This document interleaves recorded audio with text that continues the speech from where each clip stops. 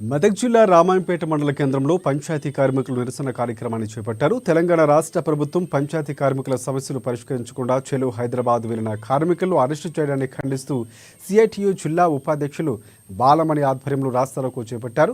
స్థానిక బస్టాండ్ ముందు బైఠాయించి ప్రభుత్వానికి వ్యతిరేకంగా నినాదాలు చేశారు. ప్రభుత్వం వెంటనే స్పందించి పంచాయతీ కార్మికులు రెగ్యులర్ చేయాలని, వారికి రావాల్సిన పెండింగ్ వేతనాలు వెంటనే విడుదల చేయాలని విజ్ఞప్తి చేశారు. ప్రతి నెల సకాలంలో వారికి వేతనాలు చెల్లించడంతో పాటుగా కాస్మెటిక్ను అందజేయాలని డిమాండ్ చేశారు. లేని పక్షంలో పెద్ద ఎత్తున ఆందోళన కార్యక్రమాలు ఉధృతం చేస్తామని హెచ్చరించారు.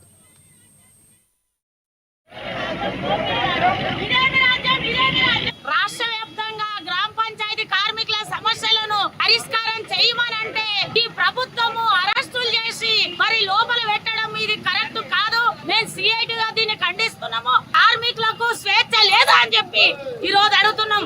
వాళ్ళకు 4 నెలలు అవుతుంది జీతాలు లేక, సబ్బులు లేవు, సరుపులు లేవు.